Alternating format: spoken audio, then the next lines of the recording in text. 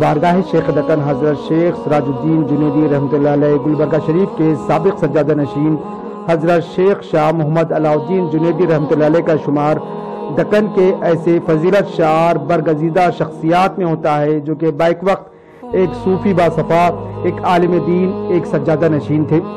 علم تصوف، اتباع شریعت اور احوال طریقت میں آپ ایک باکمال بزرگ تھے۔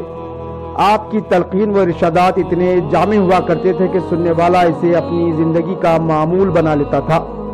آپ کی صحبتوں کا یہ حال تھا کہ جتنی دیر مریدین و متقدین اور ملاقاتی آپ کی خدمت میں دو زانو طے کر کے بیٹھتے، اتنی دیر تمام کا ذہن اللہ کی جانب متوجہ ہوتا، غم، خوف، پریشانی، بے چینی دور رہتی، روحانی سکون ملتا تھا۔ آپ کی صحبتوں کا یہ اثر ہوتا تھا کہ دنیا سے بے توجہی اور آخرت کی رغبت پیدا ہوتی تھی۔ وہ بہت اپنی جگہ ایک صوفی صافی شخصیت تھے، بڑے یوں تھے کہ یوں کہیے کہ جو ہم پڑھتے ہیں کہ تزکیہ نفس ہونا چاہیے، تصفیہ قلب ہونا چاہیے، تجلیہ روح ہونا چاہیے، تو ان تمام مدارج میں ان کو اللہ تعالیٰ نے ان کو اس سے گزارا تھا۔ ایسا لگتا ہے کہ ان کا نفس بڑا مزکا تھا، ان کا قلب بڑا مصفا تھا، اور ان کی روح بھی جو ہے متجلا تھی، یعنی ایسا لگتا تھا کہ وہ بس اپنے تعلیمات صوفیہ میں مگن ہیں اور پریکٹیکلی عملی طور پر وہ اس سلوک کے راستے سے گزر رہے ہیں۔ وہ سجادہ نشین ہونے کے ناطے فقط ایک صوفی ہی نہیں تھے۔ ہم دیکھتے ہیں کہ ہر جگہ صوفی حضرات تو ہم کو ملتے ہیں، خانقاہوں میں بھی اور مختلف جگہ پر بھی صوفی حضرات ملتے ہیں، لیکن وہ عالم نہیں ہوتے، اور علماء حضرات ملتے ہیں لیکن وہ تصوف اور خانقاہی نظام سے وابستہ نہیں رہتے۔ لیکن یہاں در کفے جامع شریعت، در کفے سندان عشق، ایک ہاتھ میں شریعت کا جامع ہے اور ایک ہاتھ میں طریقت کی سند ہے۔ ایسی شخصیت حضرت مولانا شاہ محمد علاء الدین جنیدی رحمۃ اللہ علیہ کی تھی کہ وہ وقت واحد میں ایک عالم دین تھے، اور دوسری طرف ان کا نمایاں پہلو ایک صوفی اور صوفی باصفا ہونے کا نمایاں پہلو تھا۔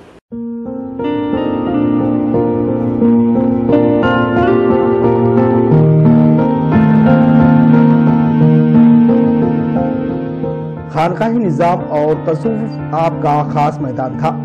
باطن کی اصلاح، نفس کا تزکیہ، اخلاق کا تصفیہ، لذات نفسانی کا ترک، تعلق مع اللہ قائم کرنا، اخلاق حمیدہ کو اختیار کرنا، ہر معاملے میں رضائے الہی کی طلب اور اس پر راضی رہنا آپ کے یہاں تصوف کی تعریف میں شامل تھا۔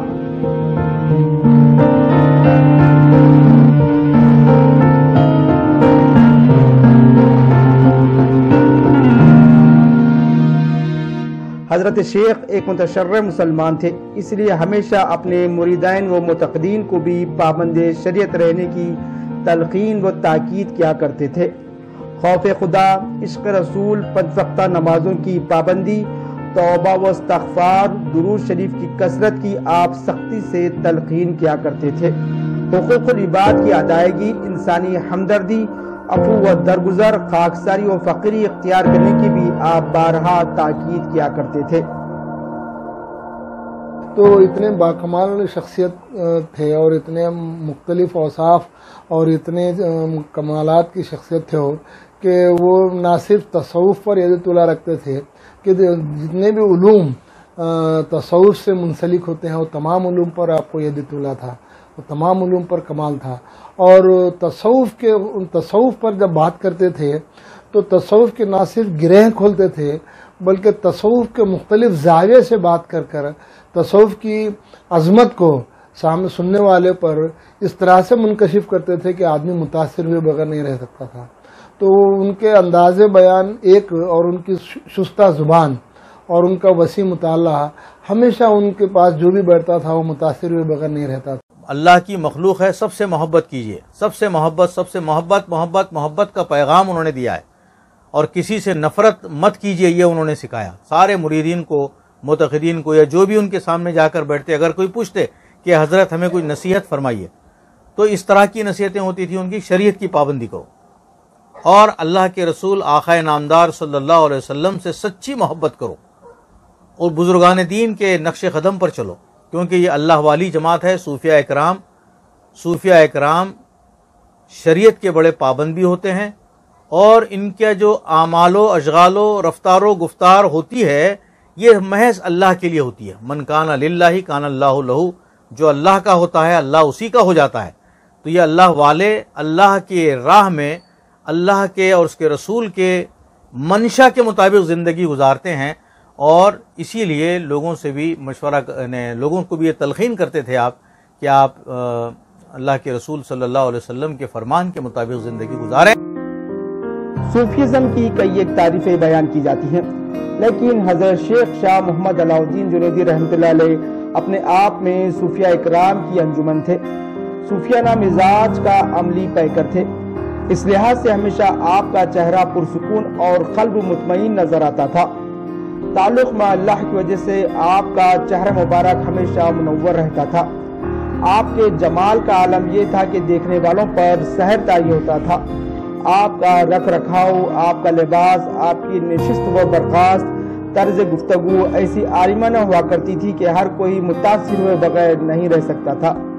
ان کے چہرے میں اللہ نے ایسا رعب اور دبدبہ رکھا تھا کہ ان کے چہرے کو دیکھ کر بات کرنا کسی کی ہمت نہیں ہوتی تھی۔ اتنا بانکا چہرہ، آنکھیں بڑی بڑی، چشمہ لگا ہوا اور مسکراتے ہوئے، گھنی داڑھی ان کے اور چشمہ سر پر امامہ باندھے ہوئے ہیں۔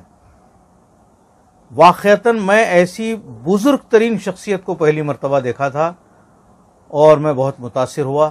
تمام مشائخین اور علماء میں ان کا چہرہ بالکل نمایاں نظر آتا تھا، اور بڑی رعبدار شخصیت تھی، اور گفتگو بھی اتنی شاندار کرتے کہ لوگ متاثر ہوئے بغیر نہیں رہ سکتے تھے۔ ان سے گفتگو کرنے کے بعد جو ہے نا متی ہو جاتا تھا صاحب، آدمی ان کا متی ہو جاتا تھا۔ کیا سحر تھا نہیں معلوم، کیا جادو تھی نہیں معلوم، کیا اثرات تھے نہیں معلوم۔ ان کے چہرے پہ ایسے رونق تھی تھا، میں بول نہیں سکتا۔ میرے پاس فوٹو ہیں ان کے،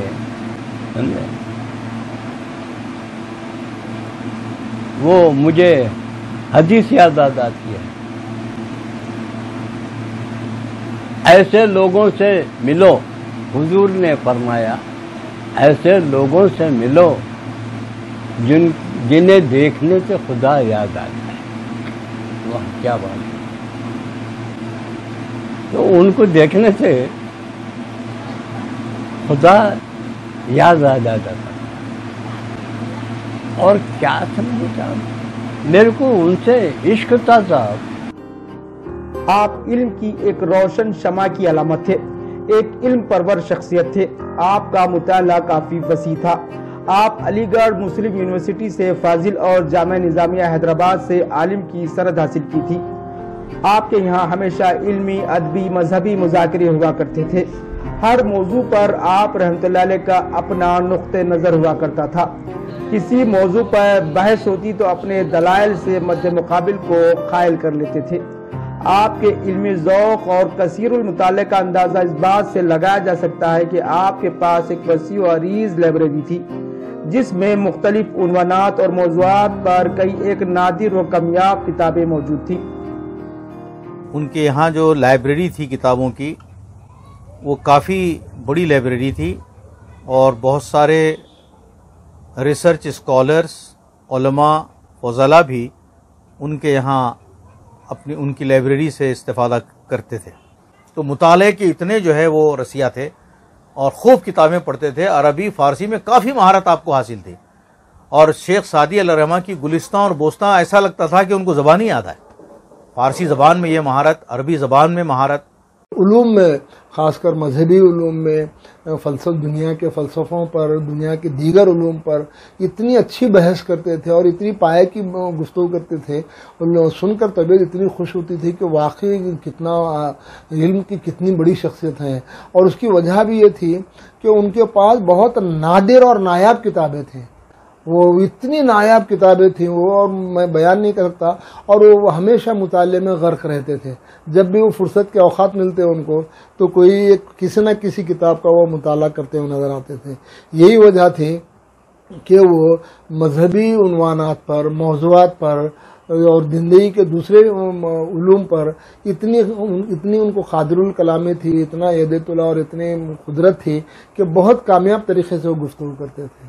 آپ کی جو کیفیت تھی جب گفتگو فرماتے تو ایسا لگتا کہ علوم کا دریا بہہ رہا ہے، اور اس میں شریعت کے متعلق، نبی کریم صلی اللہ علیہ وسلم کی سیرت طیبہ کے متعلق، یا پھر احسان و تصوف کے بارے میں ایسی مفید باتیں حضرت مولانا جنیدی رحمۃ اللہ علیہ اپنے مخاطب کو پیش کرتے اور پھر ان کو استفادے کا موقع دیتے۔ ان کی جو علمی شخصیت تھی وہ ایک بحر ذخار کی حیثیت رکھتی تھی۔ شریعت کے معاملے میں ان کی جو شخصیت تھی شریعت کے علوم میں، وہ گویا کہ وہ ایک سلسلۃ الذہب کی حیثیت، ایک سنہری کڑی کی حیثیت سے، ایک مضبوط عروۃ العسقیٰ کی حیثیت ان کی یہاں شہر گلبرگہ میں ہوا کرتی تھی، اور یہاں کی خوشبو یعنی دور دور تک ان کے علم و فضل کی پھیلی اور لوگ ان سے ملنے کے لیے آتے تھے۔ تصوف اور صوفیزم کے موضوعات پر آپ کے علم کی شہرت دور دور تک پھیلی تھی۔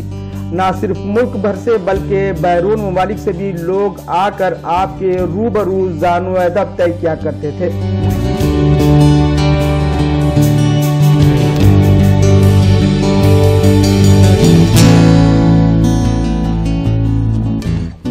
ہر سائل سے آپ خندہ پیشانی سے پیش آتے تھے۔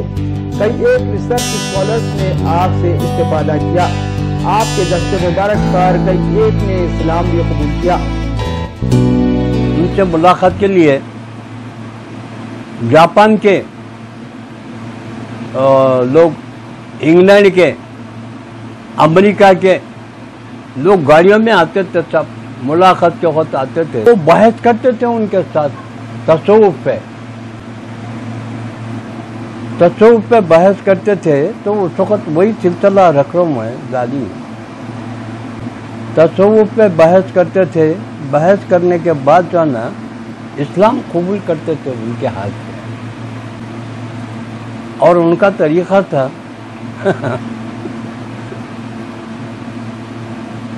غسل کراتے تھے، مکان میں غسل تھا، غسل کرا کے ایمان کلمہ طیبہ پڑھاتے تھے، 2 رکعت شکرانے کی نماز پڑھاتے۔ کہ جو پیرس کی داعیے کبیر حضرت مولانا ڈاکٹر حمید اللہ، تو ان کی خدمت میں رہنے والی ایک یہودن جو مستشرقہ تھی، جس کا نام انا میری شمائل تھا، وہ اس کا کچھ تھیسس کا کچھ کام تھا، کچھ پی ایچ ڈی کسی کوئی عنوان پر وہ کر رہی تھی۔ تو اس سلسلے میں استفادے کے لیے وہ حضرت مولانا الحاج شاہ محمد علاء الدین جنیدی رحمۃ اللہ علیہ کی خدمت میں آئیں اپنے ٹیم کے ساتھ، اور مولانا سے ملی اور گھنٹوں علمی گفتگو رہی اور عربی میں گفتگو چلتی رہی، اور وہ متاثر ہو کر یہاں سے وہ روانہ ہوئی۔ حضرت شیخ شاہ محمد علاء الدین جنیدی رحمۃ اللہ علیہ حضرت جنید بغدادی رحمۃ اللہ علیہ کے 31ویں پوتے ہیں۔ 69 برس کی عمر میں 9 رمضان المبارک 1405 ہجری بمطابق 30 میں 1985 جمعرات کو آپ اپنے مالک حقیقی سے جا ملے۔ آپ کو اپنے جد امجد حضرت شیخ سراج الدین جنیدی رحمۃ اللہ علیہ کے قدموں میں ہی سپرد خاک کیا گیا ہے۔ آپ کی وصال کی مناسبت سے ہر سال 9 رمضان المبارک کو آپ کے عرس شریف کا بھی اہتمام کیا جاتا ہے۔ حضرت شیخ کو گزرے آج 39 برس بیت چکے ہیں، لیکن جن احباب کو شیخ کی صحبتوں کا اعزاز و افتخار حاصل ہے، انہیں ابھی بھی لگتا ہے کہ گویا آج بھی شیخ ان کے ساتھ ہیں۔ جواد میر، ہند کرونیکل، گلبرگہ۔